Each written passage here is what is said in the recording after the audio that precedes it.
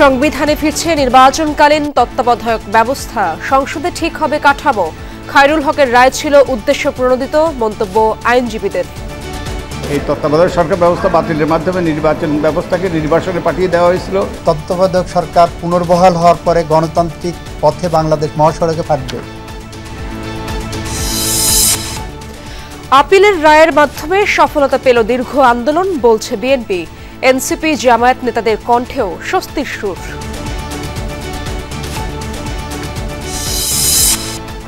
প্রচলিত পদ্ধতির সংস্কার চাইলেও গণভোট সম্পর্কে জানে না বেশিরভাগ মানুষ, বলছেন বিশ্লেষকরা। দ্রুত আইন করা হবে জানালেন উপদেষ্টা। এগুলি সম্বন্ধে আমার ধারণা নেই, যেহেতু রাজনীতির মধ্যে চলি না, তো এই হিসাবে ধারণা নেই। আমরা এটা বুঝি না, এটা আমগুলি খারাপ। আমরা এটা যেটা বুঝি না, এটা আমগুলি খারাপ। যেটা আমরা বুঝি, এইটা আমগো ভালো। গণভোট আইন আমরা খুব দ্রুত করতে যাচ্ছি, এই উইকে করে ফেলবো। ধরেন আজকে কি বার, বৃহস্পতিবার, তো ধরেন আগামী ৩-৪ কার্যদিবসের মধ্যে হয়ে যাবে। শেখ হাসিনাকে ফেরাতে আন্তর্জাতিক আদালতে যাওয়ার কথা ভাবছে সরকার। ট্রাইব্যুনালের বিচারককে হত্যার হুমকি দেয়া একজন গ্রেপ্তার। নিউ মুরিং কন্টেইনার টার্মিনাল নিয়ে চুক্তি বন্ধের নির্দেশ হাইকোর্টের। মামলা নিষ্পত্তি করতে হবে আগে, বললেন আদালত।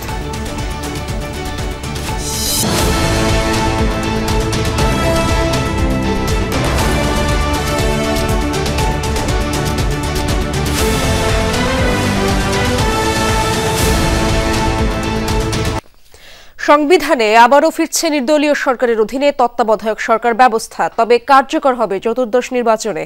বৃহস্পতিবার তত্ত্বাবধায়ক ব্যবস্থা ফিরিয়ে আনার রায়ে আপিল বিভাগ বলেন, 2011 সালে ত্রয়োদশ সংশোধনী বাতিলের রায়ে নানা ত্রুটি ছিল। রায়ের পর বিএনপি জামায়াত সহ আপিলকারী আইনজীবীরা বলেন, এই রায় দেশের ইতিহাসে মাইলফলক।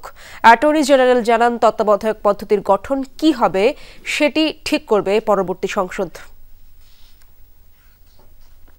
প্রায় 3 দশক আগে অবাধ ও সুষ্ঠু নির্বাচনের লক্ষ্যে ত্রয়োদশ সংশোধনীর মাধ্যমে সংবিধানে যুক্ত হয়েছিল তত্ত্বাবধায়ক সরকার ব্যবস্থা।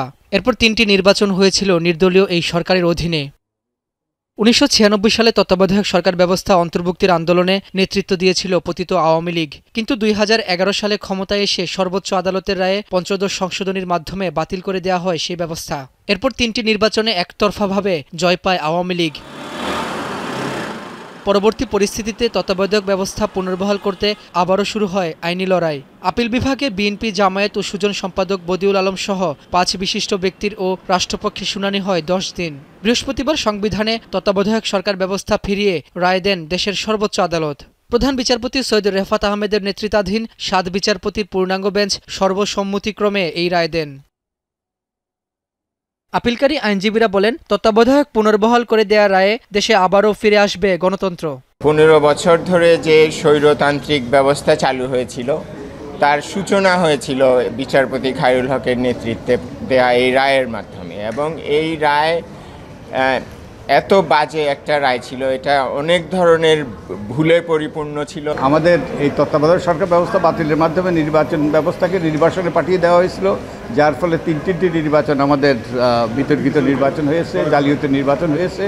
রায়ের পর আনুষ্ঠানিক প্রতিক্রিয়া জানান বিএনপি ও জামায়াতের আইনজীবীরা। বলেন, ইতিহাসে মাইলফলক হয়ে থাকবে এই রায়। দেশের মানুষকে ক্ষতি করার জন্য, দেশের ক্ষতি করার জন্য, দেশকে ধ্বংস করার জন্য, সেটা আজকে এই রায়ের মাধ্যমে প্রমাণ হলো। এই যে তত্ত্বাবধায়ক সরকার রিভাইভ হলো, তার কার্যকারিতা থাকবে না, তার কার্যকারিতা থাকবে প্রসপেক্টিভলি, অর্থাৎ চতুর্দশ সংসদ নির্বাচন হবে সেই সময় থেকে, নেক্সট পার্লামেন্টে। পরে রাষ্ট্রের সর্বোচ্চ আইন কর্মকর্তা বলেন, এই রায়ের মাধ্যমে বিচার বিভাগের কলঙ্কমুক্ত হয়েছে। এই রায় পরবর্তীতে আর রিভিউ করা যাবে না। তত্ত্বাবধায়ক সরকার বিলোপ করে যে নির্বাচন হয়েছিল, বাংলাদেশের গণতন্ত্রের যে কবর রচিত হয়েছিল, আর তত্ত্বাবধায়ক সরকার পুনর্বহাল হওয়ার পরে গণতান্ত্রিক পথে বাংলাদেশ মহাসড়কে বাংলাদেশ হাঁটবে, এই সাবজেক্টের উপরে ত্রয়োদশ সংশোধনের উপরে এইটা এখন past and close chapter. Second review আমাদের আইনে পারমিট করে না। ঐতিহাসিক এই রায়ের পর্যবেক্ষণে আপিল বিভাগ বলেন, তত্ত্বাবধায়ক সরকার বাতিল করে 2011 সালে এবিএম খায়রুল হকের আপিল বিভাগের সেই রায়ে নানা ত্রুটি ছিল। 14 বছর পর দেশের সর্বোচ্চ আদালতের রায়ের মাধ্যমে সংবিধানে তত্ত্বাবধায়ক সরকার ব্যবস্থা ফিরলেও সেটি কিভাবে গঠিত হবে সে প্রশ্নের উত্তর পেতে হলে অপেক্ষা করতে হবে পূর্ণাঙ্গ রায় প্রকাশ হওয়ার আগ পর্যন্ত।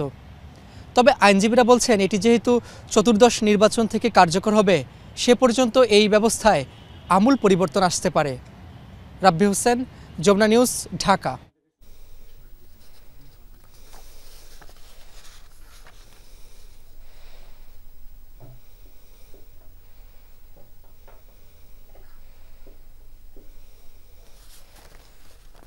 সংবিধানে আবারও ফিরছে নির্দলীয় সরকারের অধীনে তত্ত্বাবধায়ক সরকার ব্যবস্থা, এবং এ বিষয়ে আরও জানার চেষ্টা করব। সুপ্রিম কোর্টের জ্যেষ্ঠ আইনজীবী ডক্টর কাজী জাহেদ ইকবাল আমার সাথে যুক্ত হচ্ছেন স্টুডিওতে আমার সঙ্গে। তার কাছ থেকেই সে ব্যাপারে আলোচনা করার চেষ্টা করব আমরা। ডক্টর কাজী জাহেদ ইকবাল স্যার, অনেক ধন্যবাদ আপনাকে, আমাদের সাথে আপনি যুক্ত আছেন, স্বাগত জানাচ্ছি যমুনা স্টুডিওতে। প্রথমেই যে বিষয়টি জানতে চাই আপনার কাছে, রায়ে যে ব্যাপারটি বলা হয়েছে নির্দলীয় তত্ত্বাবধায়ক সরকার সম্পর্কিত বিধানাবলী এই রায়ের মাধ্যমে পুনরুজ্জীবিত ও সক্রিয় করা হলো, যা ভবিষ্যৎ প্রয়োগযোগ্যতার ভিত্তিতেই কার্যকর হবে। বিষয়টি একটু স্পষ্ট করবেন, আসলে কি বোঝানো হয়েছে? এটাতে বোঝানো হয়েছে যে সংশোধনীটি বাতিল করে, মানে সংশোধনীটির মাধ্যমে তত্ত্বাবধায়ক সরকার বাতিল করে দেওয়া হয়েছিল, ওই সংশোধনীটি আপনার হাইকোর্টের রায়ের মাধ্যমে প্রথমে বাতিল হয়েছিল, তারপরে অ্যাপিলেট ডিভিশনে বাতিল হয়েছিল, এবং এখন বর্তমানে রিভিউয়ের পর্যায়ে এসে অ্যাপিলেট ডিভিশন সিদ্ধান্ত নিয়েছেন যে ওই রায়টি আসলে সঠিক ছিল না, বরং যে তত্ত্বাবধায়ক সরকারের যে অ্যামেন্ডমেন্ট ছিল সেই অ্যামেন্ডমেন্টটি যথাযথ ছিল। এই সিদ্ধান্ত আদালত নিয়েছেন, এবং একই সঙ্গে তারা বলেছেন যে এইটা পুনরুজ্জীবিত হলো, মানে আপনার 2 ক পরিচ্ছেদ যেটি আপনার সংবিধানে ছিল সেটি আবার পুনরুজ্জীবিত হলো, এবং এটা আপনার এখন থেকে সংবিধানের অংশ হিসাবে থাকবে। তবে একই সঙ্গে আদালত অবজারভেশন দিয়েছেন যে এই আপনার যে পুনরুজ্জীবনটা, এইটা ভবিষ্যতে যখন আপনার নির্বাচন হবে, এই ত্রয়োদশ সংসদ নির্বাচন না, এটা ওনারা স্পেসিফিক বলেছেন চতুর্দশ সংবিধান আপনার যে সংসদ নির্বাচন হবে, সেই নির্বাচনের সময় থেকে এই আপনার এই তত্ত্বাবধায়ক সরকারের বিধানটি কার্যকর হবে। কারণ এখন তো একটা বিশেষ পরিস্থিতিতে ইন্টিরিম গভর্নমেন্ট কাজ করছে, সুতরাং এইখানে যাতে আপনার লিগ্যাল কনফ্লিক্টের মতো পরিস্থিতি তৈরি না হয়, এই জন্য আদালত বিষয়টি স্পষ্ট করে দিয়েছেন যে চতুর্দশ সংশোধনীর সময় থেকে এই আপনার তত্ত্বাবধায়ক সরকারটি কার্যকর হবে। তবে এটি আপনার আগের রায়টি রিভিউয়ের মাধ্যমে বাতিল করে আপনার তত্ত্বাবধায়ক সরকারের যে সংশোধনী আপনার সংবিধানে যুক্ত ছিল সেটি পুনরুজ্জীবন করে দেওয়া হলো। তবে এটার সঙ্গে আমাদেরকে মনে রাখতে হবে যে এই ধরনের রায়ের পরে আপনার সংসদে একটা র্যাটিফিকেশনের দরকার হয়। আপনার সংসদে এই সংবিধানের অংশ হিসাবে এই রায়কে কার্যকর করার জন্য সেই র্যাটিফিকেশনটা হয়তো আমাদের সামনে যে আপনার সংসদ আসছে সেই সংসদের পাশ করে এটাকে হয়তো আপনার নতুন করে সংবিধান ছাপিয়ে আপনার আগের অবস্থায় ফিরিয়ে নিয়ে যাওয়া হবে। আরও একটি বিষয় যদি যুক্ত করতে চাই, এই সময়টা আগামী সংসদের আগে এই সময়টার সম্পর্কে বলতে চাই যে যেহেতু জুলাই সনদ হয়েছে, তত্ত্বাবধায়ক সরকারের গঠন প্রক্রিয়া নিয়ে কোনো জটিলতা কি সৃষ্টি হতে পারে কিনা? না, জটিলতা সৃষ্টি হতে পারে না, কারণ ওই আমরা যে কথা বলছিলাম যে জটিলতা যেন সৃষ্টি হতে না পারে সেই জন্য আদালত এই জায়গাটা স্পষ্ট করে দিয়েছেন যে এটা চতুর্দশ যে সংসদ হবে তখন যে নির্বাচন হবে সেই নির্বাচনের আপনার থেকে এই তত্ত্বাবধায়ক সরকারের বিষয়টি আসবে। তার কারণ হলো এখন তো একটা ইন্টারিম গভর্নমেন্ট, একটা নিরপেক্ষ সরকার অলরেডি আছে, এবং এটি যখন গঠন করা হয় তখন এই তত্ত্বাবধায়ক সরকারের বিধানটি সংবিধানের মধ্যে ছিল না। সুতরাং লিগ্যাল কনফ্লিক্ট হওয়ার সম্ভাবনা এখনই দেখা যাচ্ছে না, বরং যে আপনার সামনে যে জাতীয় সংসদ নতুন যেটি গঠিত হবে সেই জাতীয় সংসদে হয়তো র্যাটিফিকেশনের মাধ্যমে যে ক্লারিফিকেশনগুলো দরকার হবে সেগুলো হয়তো তারা ঠিক করে নেবেন। সুতরাং আমরা এটা একদম মোটামুটি নিশ্চিতভাবে থাকতে পারি যে আপনার বর্তমান পরিস্থিতিতে এই রায়ের ফলে কোনো লিগ্যাল কনফ্লিক্ট হওয়ার সম্ভাবনা নেই। ধন্যবাদ, অনেক ধন্যবাদ আপনাকে স্যার। ডক্টর কাজী জাহেদ ইকবাল যুক্ত হয়েছিলেন আমাদের সাথে যমুনা স্টুডিওতে। তত্ত্বাবধায়ক সরকার পুনর্বহালের রায়ে সন্তুষ্টি জানিয়েছে বিএনপি, জামায়াত সহ রাজনৈতিক দলগুলো। বিএনপি নেতা আমির খসরু মাহমুদ চৌধুরী বলেন, এই রায় দেশে নতুন দিগন্ত উন্মোচন করবে। একে ইতিহাসের গুরুত্বপূর্ণ অধ্যায়ে মন্তব্য করে জামায়াত নেতা এহসানুল মাহবুব জুবায়ের জানান, এখন গণতন্ত্র তার ইতিবাচক ধারায় ফিরবে। কলঙ্কিত নির্বাচন করে ক্ষমতায় থাকতেই শেখ হাসিনা তত্ত্বাবধায়ক সরকার বাতিল করেছিল বলেও মন্তব্য করেন নেতারা। তত্ত্বাবধায়ক সরকার দাবিতে রাজপথে দীর্ঘদিন লড়াই করে বিএনপি সহ সমমনা দলগুলো। অবশেষে আদালতের রায়ে আবারও ফিরল নির্বাচনকালীন তত্ত্বাবধায়ক সরকারের বিধান, যা নিয়ে সন্তুষ্ট রাজনৈতিক দলগুলো। রাজধানীতে আলাদা অনুষ্ঠানে বিএনপি নেতারা জানান, যে রায়ে তত্ত্বাবধায়ক সরকার ব্যবস্থা বাতিল হয়েছিল তা ছিল বিতর্কিত রায়। পতিত আওয়ামী লীগ সরকার নিজেদের রাজনৈতিক স্বার্থে আদালতকে ব্যবহার করেছিল বলেও জানান নেতারা। বলেন, কেয়ারটেকার সরকার পুনর্বহাল তাদের দীর্ঘদিনের আন্দোলনের সফলতা। কেউ যাতে আবার নতুন করে ফ্যাসিস্ট হয়ে না উঠতে পারে, তার জন্য আমি মনে করি আজকের এই রায়টি অত্যন্ত ইতিবাচক এবং আবারও গণতন্ত্রকে প্রাণবন্ত করার জন্য এবং গণতন্ত্রের যে আমি যে প্রাণ ভোমরার কথা বললাম, সেই প্রাণ ভোমরাটা আবারও পুনরুজ্জীবিত হলো আজকের এই রায়ের মধ্যে দিয়ে। আগামী গণতন্ত্র বাংলাদেশে আমার মনে হয় একটা নতুন দিগন্তের দিকে আমরা যাচ্ছি। নির্বাচনগুলো সুষ্ঠু হবে, গ্রহণযোগ্য হবে, বাংলাদেশের মানুষ তাদের ভোটাধিকার প্রয়োগ করতে পারবে। এটার গঠন, চরিত্র, এটার কার্যক্রম সব কিছু কিন্তু বিধিবদ্ধ আছে। সুতরাং সেটা আমরা বিগত দিনে দেখেছি, তারা ভালোভাবে পারফর্ম করেছে। জামাত ইসলামী বলছে, তত্ত্বাবধায়ক সরকারবিহীন বিগত নির্বাচনগুলো ইতিহাসের কলঙ্কিত ভোট। নিরপেক্ষ সরকার ব্যবস্থা না থাকলে কি হতে পারে, 14, 18 এবং 24 আমাদের সামনে সেটা জাজ্জল্য উদাহরণ। কেয়ারটেকার সরকার পুনঃপ্রতিষ্ঠা হওয়ার মাধ্যমে আমরা মনে করি যে গণতন্ত্র তার ইতিবাচক ধারায় ফিরে আসবে। বাংলাদেশের মানুষ তার ভোটাধিকার নিয়ে আর সন্দেহের মধ্যে থাকবে না। এনসিপির সদস্য সচিব আক্তার হোসেনও তত্ত্বাবধায়ক সরকার পুনর্বহালের সিদ্ধান্তকে স্বাগত জানান। বলেন, তত্ত্বাবধায়ক সরকার ব্যবস্থা পূর্বেকার মতো করে নয়, বরং জুলাই সনদে যেভাবে তত্ত্বাবধায়ক সরকার ব্যবস্থার কথা প্রবর্তনের কথা বলা হয়েছে, ঠিক তেমন প্রক্রিয়াতেই তত্ত্বাবধায়ক সরকার বাংলাদেশে প্রবর্তন করতে হবে। তত্ত্বাবধায়ক সরকার ব্যবস্থার প্রয়োজন হলেও ঠিক এই সময়টাতে আর তত্ত্বাবধায়ক সরকারের প্রয়োজনীয়তার জায়গা আজকে রায়ের মধ্যে উল্লেখ করা হয় নাই, এবং সেটাই সব থেকে বিবেচনা প্রসূত। তত্ত্বাবধায়ক সরকার ফিরলেও সেই সরকারের কাঠামো নিয়ে ভিন্ন মত আছে অনেকের। এমনকি সেই সরকারের প্রধান উপদেষ্টা বাছাই কমিটি নিয়ে ঐক্যমত কমিশনের সুপারিশে নোট অব ডিসেন্ট আছে কিছু দলের। আরিফিন শাকিল, যমুনা নিউজ, ঢাকা। বাংলাদেশের ইতিহাসে সুষ্ঠু ও অবাধ নির্বাচনের জন্য তত্ত্বাবধায়ক সরকার ব্যবস্থাকেই সবাই গ্রহণ করেছিল।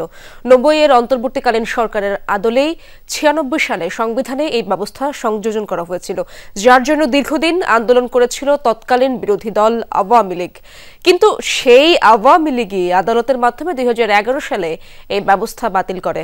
এদেশের মানুষকে যার মাসুল গুনতে হয় পরবর্তী 3টি বিতর্কিত নির্বাচনে।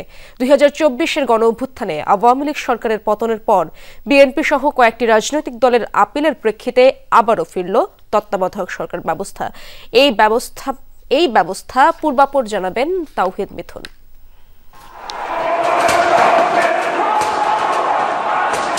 1990 সাল প্রবল গণ আন্দোলনের মুখে পতন হয় স্বৈরাচার এরশাদ সরকারের।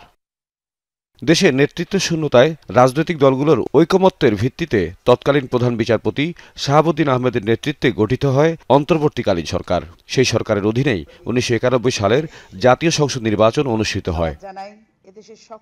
1994 সালে মাগুরা উপনির্বাচনে ব্যাপক কারচুপির অভিযোগে তোলপাড় হয় গোটা দেশে। আলোচনায় আসে নির্বাচনকালীন সরকারি ইস্যুটি। 1996 সালে ক্ষমতাসীন দলের অধীনে কোনোভাবেই অবাধ ও নিরপেক্ষ নির্বাচন সম্ভব নয়, এমন প্রেক্ষাপটে আওয়ামী লীগের নেতৃত্বে বিরোধী দলগুলো আন্দোলন শুরু করে। আন্দোলনকারীরা সামনে আনেন তত্ত্বাবধায়ক সরকার ব্যবস্থা। এক পর্যায়ে 1996 সালে সংবিধানের 13শ সংশোধনীর মাধ্যমে তত্ত্বাবধায়ক সরকার ব্যবস্থাকে সাংবিধানিক রূপ দেওয়া হয়। যেখানে বলা হয়েছিল নির্বাচিত সরকারের মেয়াদ শেষে একটি নির্দলীয় ও নিরপেক্ষ সরকার ক্ষমতা গ্রহণ করবে, যার প্রধান কাজ হবে পরবর্তী 3 মাস বা 90 দিনের মধ্যে অবাধ, সুষ্ঠু ও নিরপেক্ষ জাতীয় নির্বাচনের ব্যবস্থা করা। এই সরকারের অধীনে 1996 এবং 2001 সালে তুলনামূলকভাবে গ্রহণযোগ্য নির্বাচন অনুষ্ঠিত হয় বলে মনে করেন দেশের মানুষ ও রাজনৈতিক বিশ্লেষকরা। ফলে উভয় নির্বাচনের পরই শান্তিপূর্ণভাবে ক্ষমতা হস্তান্তর হয়েছিল। 2006 সালের পর থেকে তত্ত্বাবধায়ক সরকার ব্যবস্থার কাঠামো নিয়ে জটিলতা তৈরি হয়। বিশেষ করে প্রধান উপদেষ্টা নিয়োগ নিয়ে রাজনৈতিক দলগুলোর মধ্যে নতুন করে বিরোধ দেখা দেয়। সে সময় তত্ত্বাবধায়ক সরকার গঠন নিয়ে রাজনৈতিক অচলাবস্থার কারণে দেশে জরুরি অবস্থা জারি হয়। 1-11 পরবর্তী সরকার হিসেবে সেনা সমর্থিত তত্ত্বাবধায়ক সরকার ক্ষমতা নেয় তখন। সেই সরকারের অধীনে নির্বাচনে 2008 সালে ক্ষমতায় আসে আওয়ামী লীগ। এরপর 2011 সালের 10 মে সুপ্রিম কোর্টের আপিল বিভাগ সংবিধানের 13শ সংশোধনীকে অবৈধ ঘোষণা করে। তত্ত্বাবধায়ক সরকার ব্যবস্থা বাতিল করে রায় দেন সাবেক প্রধান বিচারপতি ABM খায়রুল হকের নেতৃত্বাধীন আপিল বেঞ্চ। এরপর সংবিধানের 15শ সংশোধনীর মাধ্যমে এই ব্যবস্থা স্থায়ীভাবে বাতিল করে আওয়ামী লীগ সরকার। এরপর থেকেই উত্তপ্ত রাজপথ। তত্ত্বাবধায়ক সরকার ব্যবস্থা পুনর্বহালের দাবিতে আন্দোলনে নামে বিএনপি নেতৃত্বাধীন জোট, যার ধারাবাহিকতায় 2014-এর জাতীয় নির্বাচন বর্জন করে বিএনপি সহ কিছু দল। 2018 সালে তারা নির্বাচনে গেলেও 24-এ এসে নির্বাচন বর্জন করে দলগুলো। সেসব নির্বাচন নিয়েও আছে বিতর্ক। 2024-এর 5 আগস্ট গণঅভ্যুত্থানে আওয়ামী লীগ সরকারের পতনের পর তত্ত্বাবধায়ক সরকার ব্যবস্থা পুনর্বহালের দাবিতে উচ্চ আদালতে আপিল করে রাজনৈতিক দলগুলো। অবশেষে 20 নভেম্বর 2025-এ এসে আপিল বিভাগ অবাধ, নিরপেক্ষ নির্বাচনের স্বার্থে সংবিধানে তত্ত্বাবধায়ক সরকার ব্যবস্থা পুনর্বহালের আদেশ দেন। তত্ত্বাবধায়ক সরকার পুনর্বহাল হওয়ার পরে গণতান্ত্রিক পথে বাংলাদেশ, মহাসড়কে বাংলাদেশ হাঁটবে। তাওহিদ মিথুন, যমুনা নিউজ, ঢাকা। প্রচলিত পদ্ধতির সংস্কার চাইলেও গণভোটের মানে বোঝে না বেশিরভাগ মানুষ। তাদের কাছে হ্যাঁ না ভোটের গ্রহণযোগ্যতা নিয়েও রয়েছে নানা প্রশ্ন। তবে রাজনীতি সচেতন, শিক্ষিত ও তরুণদের কাছে রাষ্ট্র সংস্কার সবচেয়ে বেশি গুরুত্বপূর্ণ। বিশ্লেষকরা বলছেন গণভোটে আস্থা ফেরানো ও সহজ করে তোলার দায়িত্ব সরকার ও রাজনৈতিক দলগুলোর। গণতন্ত্র প্রতিষ্ঠায় গণমানুষের মত তুলে ধরতেই ভোট। মানুষ যেখানে শান্তিতে বসবাসের উপায় খোঁজে, কিন্তু জীবিকার বিপরীতে উচ্চ দ্রব্যমূল্যের পার্থক্য যখন বিশাল, ভ্যাট ট্যাক্স পরিশোধের পরও অসুস্থ শরীরের চিকিৎসা যেখানে অনিশ্চিত, ভোটের দায়িত্ব সেখানে কারো কারো কাছে প্রহসনের নাম। মিছিল, মিটিং, প্রতিশ্রুতি, প্রাপ্তি ও প্রতারণার বাইরে থাকতে চান ইমরান। কোলাহল ছেড়ে স্বস্তি খোঁজেন প্রকৃতির কাছে। মানে বুঝলেও গণভোটের আবেদন তার কাছে যৎসামান্যই। ইলেকশন করলেই কি পরিবর্তন আনতে পারবো? সাধারণ মানুষের হাতে, ছাত্র হাতে, কত মানুষের হাতে গেল দেশ। চলতেছে তো, এখনও তো চলতেছে, ওইভাবেই চলে। পরিবর্তনের তো কোনো দিক দেখিনি। লোকগুলো নাই, হয়তো বাজারে কিছু লোক আছিল, ওই লোকগুলো পরিবর্তন হয়ে অন্য লোক হয়েছে। কি হয়েছে? আমার কি উন্নত হয়েছে? চায়ের কাপে ভোটের ঝড় ওঠে প্রতিনিয়ত। গ্রামের আড্ডায় চলে রাজনীতির আলাপ, পক্ষে বিপক্ষে কথার লড়াই। আর সামনে নির্বাচন থাকলে তো কথাই নেই। কিন্তু কজন বোঝেন গণভোটের মানে? গণভোট মানে আপনার দৃষ্টিতে কি? মানে গণভোটটা আপনি কিভাবে কি বুঝতে? এগুলি সম্বন্ধে আমার ধারণা নেই, যেহেতু রাজনীতির মধ্যে চলি না, তো ওই হিসাবে ধারণা নেই আমার। গণভোট এটার মানে না, আমি বুঝি না। আমার এটা বুঝি না, এটা আমগুলো খারাপ। আমরা এটা যেটা বুঝি না, এটা আমগুলো খারাপ। যেটা আমরা বুঝি, এইটা আমগো ভালো। একটা মত আছে যে সরকার যেটা চাইতেছে এর পক্ষে জনগণ আছে কি না। তারা ভোট দিতে গেলে তারা তাদের মন্তব্য প্রকাশ করতে পারবো, হ্যার মাধ্যমে বা নার মাধ্যমে। হানা একবার এসাদার আমল আমরা তখন অনেক ছোট শুনছি যে ভোট দিলেও পাস, না দিলেও পাস, এটাই তো নাকি গণভোট। বলা হয়ে থাকে 68,000 গ্রাম নিয়ে বাংলাদেশ গঠিত, এবং এই গ্রামে সহ বিভিন্ন শহরে যেসব মানুষ বসবাস করছে সেসব মানুষের উপর নির্ভর করছে গণভোটের ভবিষ্যৎ। শিক্ষার হার, রাজনৈতিক জ্ঞান এবং সচেতনতার উপর গণভোট বুঝতে না পারা বা পারা নির্ভর করছে।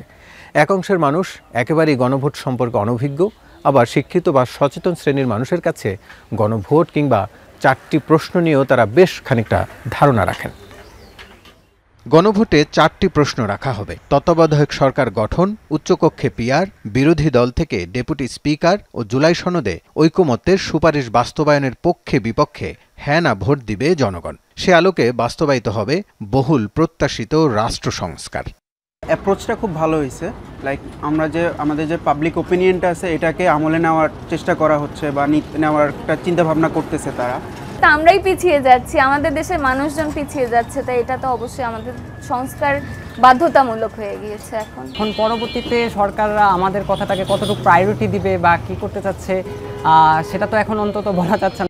বিশ্লেষকরা বলছেন, গণভোট সম্পর্কে পরিষ্কার ধারণা তৈরির দায়িত্ব সরকার ও রাজনৈতিক দলগুলোর। কিছুটা মতপার্থক্য থাকলেও এর উদ্দেশ্য সম্পর্কে সচেতন করতে হবে প্রার্থীদেরও। জটিলতাটা বেশি, তো এখন সেটা সরকার এবং নির্বাচন কমিশন প্লাস জেলা প্রশাসন কতটুকু সামাল দিতে পারবে সেটা দেখার বিষয়। তবে অসাধ্য না, সবাই উঠে পড়ে লাগলে অসাধ্য না। চ্যালেঞ্জ আছে কিন্তু অসাধ্য না, এটা ভালো নির্বাচন তুলে আনা সম্ভব। দেশে এর আগেও 3টি গণভোট হয়েছে, তবে সকলের অংশগ্রহণ না থাকা ও প্রশ্নবিদ্ধ ভোটের হার গ্রহণযোগ্যতা হারিয়েছে অনেকের কাছে। তাই আসছে ভোটে সুষ্ঠু ও নিরপেক্ষ পরিবেশ চান সাধারণ মানুষ। রাসেল আহমেদ, যমুনা নিউজ, ঢাকা। আগামী 3 থেকে 4 কার্যদিবসের মধ্যে গণভোট আইন হবে জানিয়েছেন আইন উপদেষ্টা আসিফ নজরুল। বিকেলে ফরেন সার্ভিস একাডেমিতে এক সংবাদ সম্মেলনে কথা জানান তিনি। বলেন, শেখ হাসিনা ও আসাদুজ্জামান খানকে ফেরাতে ভারতকে চিঠি দিচ্ছে সরকার, প্রয়োজনে আইজিএসসিতে যাওয়ার কথাও বলেন তিনি। এদিন বিচার বিভাগের স্বাধীনতায় পৃথক সুপ্রিম কোর্ট সচিবালয়ের চূড়ান্ত অনুমোদন দিয়েছে উপদেষ্টা পরিষদ। ফেব্রুয়ারিতে ত্রয়োদশ জাতীয় নির্বাচন, একই দিন হতে যাচ্ছে গণভোট। ইতোমধ্যে জানানো হয়েছে কোন কোন প্রশ্নে হ্যাঁ বা না ভোট দিতে হবে, কিন্তু সমস্যা হলো গণভোটের কোনো আইনি বিধান নেই বাংলাদেশে। সেই শূন্যতা পূরণে উদ্যোগ নিয়েছে সরকার। এই অবস্থার অবসান। ফরেন সার্ভিস একাডেমিতে এক সংবাদ সম্মেলনে আইন উপদেষ্টা জানিয়েছেন, নতুন আইনে কেটে যাবে সকল জটিলতা। গণভোট আইন আমরা খুব দ্রুত করতে যাচ্ছি, এই উইকে করে ফেলবো। ধরেন আজকে কি বার, বৃহস্পতিবার, তো ধরেন আগামী 3-4 কার্যদিবসের মধ্যে হয়ে যাবে। জুলাই গণ অভ্যুত্থানে আন্তর্জাতিক অপরাধ ট্রাইব্যুনালে সাবেক প্রধানমন্ত্রী শেখ হাসিনা ও সাবেক স্বরাষ্ট্রমন্ত্রী আসাদুজ্জামান খানের মৃত্যুদণ্ডের রায় দেয়া হয়েছে। তাদের ফেরাতে ভারত সরকারকে চিঠি দিচ্ছে সরকার। আওয়ামী লীগ নেত্রী শেখ হাসিনা এবং সাবেক স্বরাষ্ট্রমন্ত্রী আসাদুজ্জামান কামাল, ওনাদের এক্সট্রাডিশনের জন্য আমরা চিঠি দিচ্ছি এবং এর পাশাপাশি ওনাদের প্রত্যর্পণ করার জন্য, যেহেতু ওনারা এখন কনভিক্টেড, মৃত্যুদণ্ডপ্রাপ্ত, কাজেই আমরা মনে করি ভারতের এখন বাড়তি দায়িত্ব রয়েছে তাদের ফেরত দেওয়ার জন্য। আন্তর্জাতিক যে অপরাধ আদালত রয়েছে রোমে, সেখানে আমরা কোনো রকম অ্যাপ্রোচ করতে পারি নাকি সেটা বিচার বিবেচনা করার জন্য আমরা অচিরেই বসে সিদ্ধান্ত নিব। আইন উপদেষ্টা আরও জানান, নিম্ন আদালতের উপর সরকারের হস্তক্ষেপ বন্ধে পৃথক সুপ্রিম কোর্ট সচিবালয়ের চূড়ান্ত অনুমোদন দিয়েছে উপদেষ্টা পরিষদ। নিম্ন আদালতের বিচারকদের পদায়ন, বদলি, পদোন্নতি, শৃঙ্খলাজনিত বিষয়াদি, ছুটি সংক্রান্ত বিষয়াদি, এমনকি নিম্ন আদালতের বিচারকদের নিয়োগ, কর্মের শর্তাবলী নির্ধারণ, সমস্ত কিছু সুপ্রিম কোর্টের সচিবালয় করবে। আইন মন্ত্রণালয় যেটা করতো এটা সম্পূর্ণভাবে সুপ্রিম কোর্টের সচিবালয়ের হাতে চলে যাবে। নিম্ন আদালতের বিচারকদের বদলি, পদোন্নতি সহ শৃঙ্খলা রক্ষা এবং শাসন বিভাগের নিয়ন্ত্রণমুক্ত হতে দীর্ঘদিন থেকে পৃথক সচিবালয় প্রতিষ্ঠার দাবি ছিল। হাসান মিসবাহ, যমুনা নিউজ, ঢাকা। শেখ হাসিনার রায় ঘিরে ট্রাইব্যুনালের 3 বিচারক এবং প্রসিকিউটরদের হত্যার হুমকির ঘটনায় 4 জনকে শনাক্ত করেছে প্রসিকিউশনের বিশেষ তদন্ত কর্মকর্তা। এর মধ্যে ভোলা থেকে 1 জনকে গ্রেপ্তার করা হয়েছে। এদিকে আশুলিয়া মামলার রাজসাক্ষীকে জেরা করাকে কেন্দ্র করে আসামি পক্ষ ও প্রসিকিউশনের মধ্যে বাকবিতণ্ডা হয়েছে। শেখ হাসিনার মামলার রায়ের আগের দিন থেকেই ট্রাইব্যুনালের 3 বিচারক, চিফ প্রসিকিউটর সহ সংশ্লিষ্টদের কাছে হুমকি আসছিল। রায়ের পর এ বিষয়ে চিফ প্রসিকিউটর জানান, ভারতীয় মোবাইল নম্বর ব্যবহার করে প্রাণনাশের হুমকি দেওয়া হয়। আমাদের সকল বিজ্ঞ প্রসিকিউটরগণের নাম্বারে বিদেশ থেকে অধিকাংশই ভারতীয় নাম্বার থেকে তাদেরকে টেলিফোনে কল করা হয়েছে, তাদের নানান ধরনের গালাগালি, অশ্লীল কথাবার্তা বলা হয়েছে, গালাগালি করা হয়েছে। ঘটনার তদন্তে নামেন প্রসিকিউশনের বিশেষ তদন্ত কর্মকর্তা তানভীর হাসান জোহা। তথ্যপ্রযুক্তি ব্যবহার করে হুমকির সাথে জড়িত 4 জনকে শনাক্ত করা হয়, যাদের মধ্যে ভোলা থেকে 1 জনকে গ্রেপ্তার করেছে আইন শৃঙ্খলা বাহিনী। বিদেশি সেজে আমাদেরকে হুমকি দিচ্ছিল। আমরা এই টোটাল গ্রুপের মধ্যে মূল যিনি অ্যাডমিন তাকে আমরা শনাক্ত করতে সক্ষম হয়েছি। তিনি আরও জানান, হুমকির সাথে জড়িত বেশ কিছু ফেসবুক পেজ ও ব্যক্তিকেও শনাক্ত করে আইনের আওতায় আনার চেষ্টা চলছে। এখন আমরা দেখতে পেরেছি 4টা যে মূল আইডি, তার ভিতরে 2টা আইডি তার ডিভাইস থেকে আমরা পেয়েছি।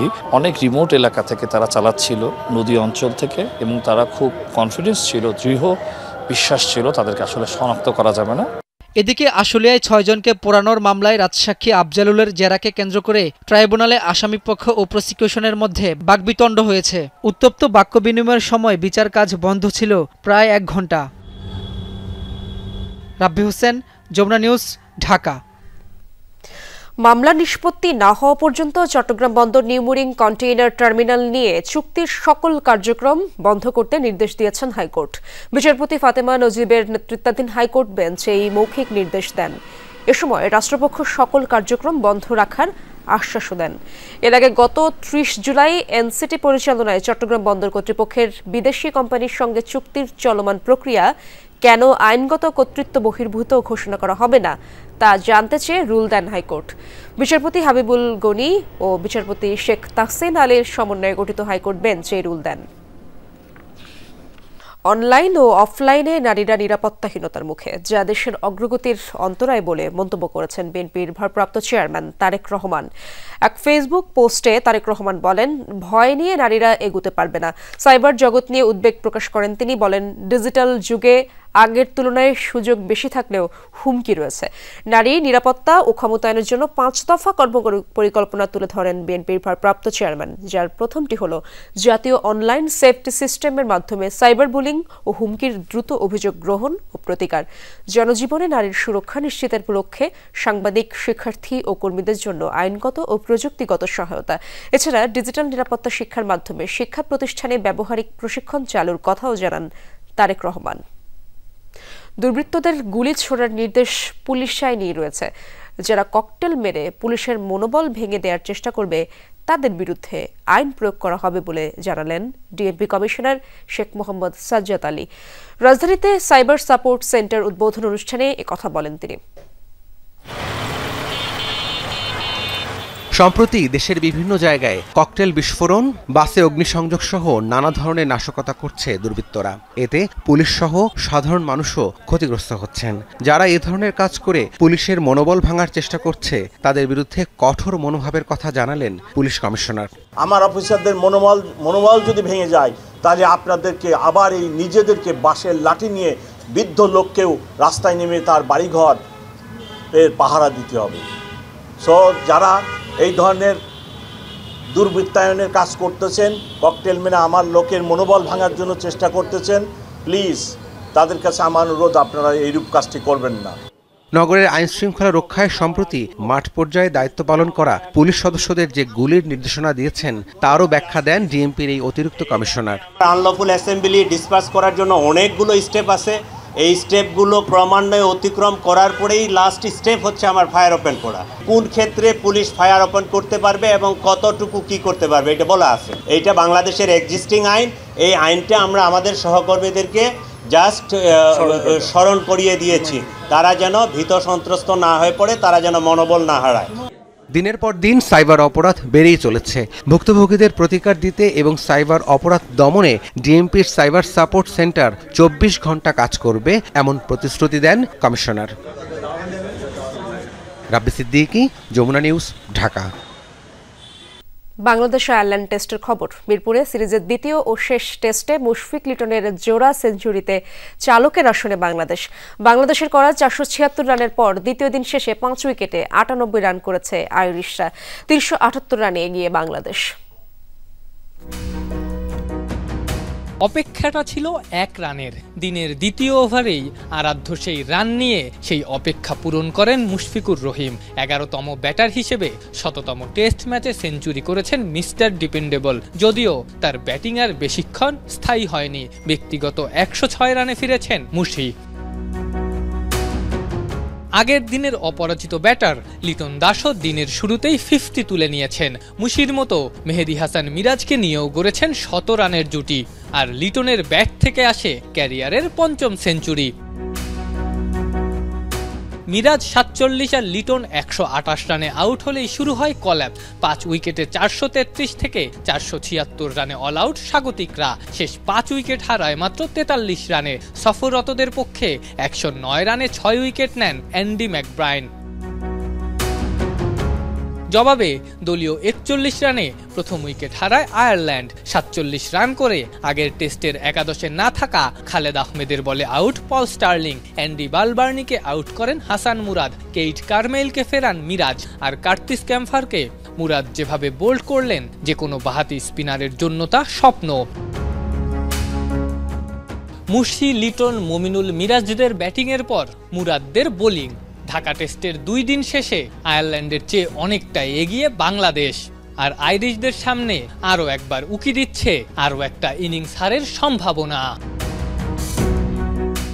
আসনান পিয়াল, যমুনা স্পোর্টস, ঢাকা। চট্টগ্রাম নগরের এলিভেটেড এক্সপ্রেসওয়ে থেকে ছিটকে নিচে পড়ে যাওয়া প্রাইভেট কারের চাপায় একজনের মৃত্যু হয়েছে। বিকেল 4:30টার দিকে নগরের নিমতলা এলাকায় বন্দর থানার সামনে এই দুর্ঘটনা ঘটে। পুলিশ জানায়, এক্সপ্রেসওয়ে দিয়ে যাওয়ার সময় হঠাৎ একটি প্রাইভেট কার ছিটকে নিচের সড়কে পড়ে যায়। এ সময় প্রাইভেট কার চাপা পড়ে একজন সাইকেল আরোহী আহত হন 3 জন। এদিকে প্রাইভেট কারের আরোহীদের গুরুতর আহত অবস্থায় উদ্ধার করে একটি বেসরকারি হাসপাতালে চিকিৎসার জন্য পাঠান স্থানীয়রা।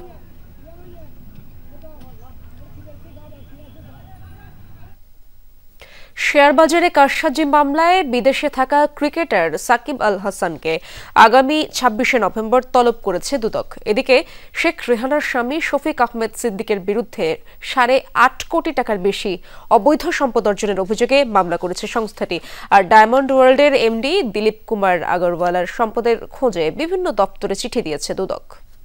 আসুন দুর্নীতি প্রতিরোধ করি এবং সবাই মিলে সোনার বাংলা গড়ে তুলি। সাকিব আল হাসান দেশসেরা ক্রিকেটার থেকে রাজনীতিবিদ, ক্যারিয়ারের মাঝপথ থেকে বিতর্ক যেন পিছু ছাড়ছে না বিশ্বসেরা এই অলরাউন্ডারকে। এবার যোগসাজশ করে শেয়ার বাজারে কারসাজি ও প্রায় 257 কোটি টাকা আত্মসাতের গুরুতর অভিযোগে তার বিরুদ্ধে মামলা করল দুদক। তিনি সহ এতে আসামি 15 জন। আগামী 26 নভেম্বর তাকে তলব করা হয়েছে। সাকিব আল হাসান সাবেক অধিনায়ক বাংলাদেশ জাতীয় ক্রিকেট দল ও সাবেক সংসদ সদস্য মাগুরা একটি জিজ্ঞাসাবাদের জন্য তদন্তকারী কর্মকর্তা নোটিশ জারি করেছেন। এদিন সাবেক প্রধানমন্ত্রী শেখ হাসিনার ছোট বোন শেখ রেহানার স্বামী ঢাকা বিশ্ববিদ্যালয়ের সাবেক শিক্ষক শফিক আহমেদ সিদ্দিকের বিরুদ্ধে মামলা করেছে দুদক। সেখানে তার বিরুদ্ধে 8 কোটি 65 লাখ টাকার অবৈধ সম্পদ অর্জনের প্রমাণ পেয়েছে। অসাধু উপায়ে জ্ঞাত আয়ের উৎসের সাথে অসঙ্গতিপূর্ণ 8 কোটি 65 লক্ষ টাকারও বেশি মূল্যের সম্পদ অর্জন ও দখলে রাখার অপরাধ অনুসন্ধানকালে প্রমাণিত হয়েছে। এদিকে ডায়মন্ড ওয়ার্ল্ডের এমডি দিলীপ কুমার আগরওয়ালের সম্পদের বিস্তৃতি দেশের গণ্ডি পেরিয়ে কলকাতা, অস্ট্রেলিয়াতে জুয়েলারি শোরুম সহ অডেল সম্পদের অভিযোগ এসেছে দুদকের হাতে। এসব সম্পদের খোঁজে দেশের বিভিন্ন প্রান্তে ভূমি অফিস সহ একাধিক দপ্তরে চিঠি দিয়েছে সংস্থাটি। আমাদের তদন্তকারী কর্মকর্তাগণ বিভিন্ন দপ্তরে দালিলিক প্রমাণাদি সংগ্রহের জন্য অধিযাচনপত্র প্রেরণ করছেন। 2024 সালের সেপ্টেম্বরে স্বর্ণ হীরা চোরাচালান ও বিদেশে অর্থ পাচারের অভিযোগে আইনশৃঙ্খলা রক্ষা বাহিনীর হাতে গ্রেপ্তার হন দিলীপ কুমার আগরওয়াল। তার বিরুদ্ধে দুদকের 112 কোটি টাকার অবৈধ সম্পদ ও 755 কোটি টাকার সন্দেহজনক লেনদেনের অভিযোগে মামলা করল দুদক। রাজীব আহমেদ, যমুনা নিউজ, ঢাকা। ইউক্রেনে রাশিয়ার ভয়াবহ হামলায় নিহত হয়েছে অন্তত 26 জন, আহত হয়েছে শতাধিক। মিসাইলের আঘাতে একটি ভবন বিধ্বস্ত হয়ে এই হতাহতের ঘটনা ঘটে। কর্তৃপক্ষ জানায়, বুধবার ইউক্রেনের 153টি স্থান টার্গেট করে এই হামলা চালায় রাশিয়া। ছোড়া হয় 500-র বেশি ক্রুজ মিসাইল। এর মধ্যে সবচেয়ে বেশি ক্ষয়ক্ষতি হয়েছে টার্পোনিল শহরে। কখনো সামরিক ক্যাম্প, আবার কখনো অস্ত্রাগার। ইউক্রেনীয় বাহিনীর একের পর এক অবস্থান লক্ষ্য করে চলছে রুশ হামলা। বাদ যাচ্ছে না ইউক্রেনীয় বাহিনীর সামরিক যানবাহন, ট্যাঙ্ক আর এপিসিও। বুধবার ইউক্রেন জুড়ে ব্যাপক হামলা চালায় রুশ বাহিনী। ব্যবহার করা হয় 450 ড্রোন এবং অর্ধশত মিসাইল। 2022 সালে দেশটিতে অভিযান শুরুর পর এটিকে সবচেয়ে বড় হামলা মনে করা হচ্ছে। এর মধ্যে সবচেয়ে বেশি ক্ষয়ক্ষতি হয়েছে টার্নিপল শহরে। অঞ্চলটির বিভিন্ন আবাসিক স্থাপনা লক্ষ্য করে ক্রুজ মিসাইল ছোড়ে রুশ বাহিনী। মিসাইলের আঘাতে পুরোপুরি ধসে পড়ে একটি ভবন, যাতে হতাহত হয়েছেন বহু মানুষ। এখন পর্যন্ত 26 জনের মরদেহ উদ্ধার করা হয়েছে। আটকে পড়াদের উদ্ধারে চলছে অভিযান। ধ্বংসস্তূপের নিচ থেকে আটকে পড়াদের উদ্ধারে সর্বোচ্চ চেষ্টা চালিয়ে যাচ্ছি আমরা। এরই মধ্যে অনেকের মৃত্যুর খবর পেয়েছি। এর আগে খার্কিভে চালানো হামলায় আহত হন অন্তত ৩০ জন। মীর মুশফিকা হাসান, যমুনা নিউজ। দর্শক, এই ছিল আজকের সন্ধ্যার বাংলাদেশের আয়োজনে। এতক্ষণ যারা সঙ্গে ছিলেন সবাইকে ধন্যবাদ।